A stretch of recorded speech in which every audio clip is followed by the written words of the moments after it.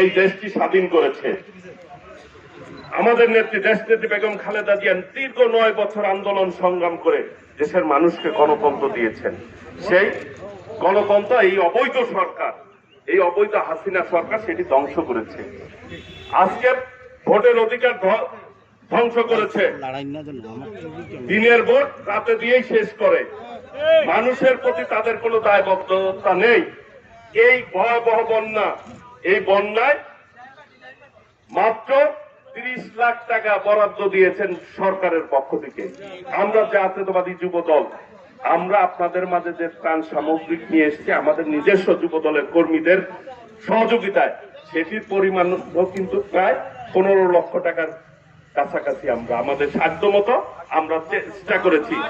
আমরা এই এক জায়গায় না, কিন্তু আরেক জায়গায় দিব। আমরা আজকে আমাদের মাঝে উপস্থিত হয়েছেন। আজকের এই ত্রাণ কার্যকে সার্বিকভাবে যিনি আমাদের পাশে এসে মুরব্বী হিসাবে দাঁড়িয়েছেন, আজকের এই ত্রাণ বিতরণ কর্মসূচির প্রধান অতিথি, যার মাধ্যমে এই ত্রাণটা আমরা ডিস্ট্রিবিউশন করব। যুবদলের থেকে বেড়ে ওঠা নেতৃত্ব, যুবদলের অভিভাবক, এক সময় যিনি যুব সমাজের নেতৃত্ব দিয়ে আজকে বিএনপির নেতৃত্ব দিচ্ছেন, দেশনেত্রী বেগম খালেদা জিয়ার বিশ্বস্ত সহযোগী, ঢাকার সাবেক মেয়র, সাবেক মন্ত্রী, বীর মুক্তিযোদ্ধা জনতা মির্জা আব্বাস স্থায়ী কমিটির সদস্য আপনাদের মাঝে উপস্থিত হয়েছেন। আপনাদের দুঃখ দুর্দশা দেখার জন্য কি অবস্থায় আছেন।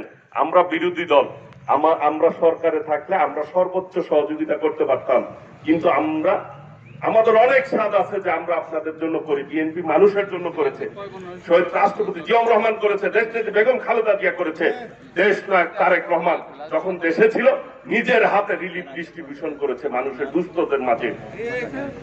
হাঁস মুরগি গরু ছাগল বিতরণ করেছে মানুষের আত্মনির্ভরশীল এর জন্য, সচ্ছলতার জন্য।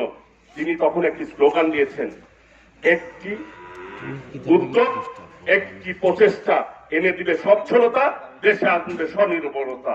সেই আমাদের নেতা দেশ নায়ক তারেক রহমান আজকে নির্দেশ দিয়েছেন সাংগঠনিক কাজ বন্ধ করে বানবাসী মানুষের পক্ষে যার যার অবস্থান থেকে সহযোগিতা করার জন্য।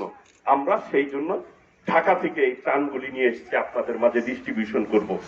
আমরা আমাদের সাধ্যমতো চেষ্টা করেছি। এ পর্যায়ে আমাদের মাঝে আজকে আপনাদের প্রিয় নেতা, সিলেট মহানগরের মা মাটি মানুষের নেতা মেয়র আরিফুল হক ভাইকে কিছু বলার জন্য অনুরোধ করছি। এরপরে আমাদের প্রিয় অভিভাবক, যুবদলের সাবেক সভাপতি, আজকের প্রধান অতিথি, তিনি বক্তব্য রাখবেন। আমি আমার সাধারণ সম্পাদককে অনুষ্ঠানটি পরিচালনা করার জন্য অনুরোধ।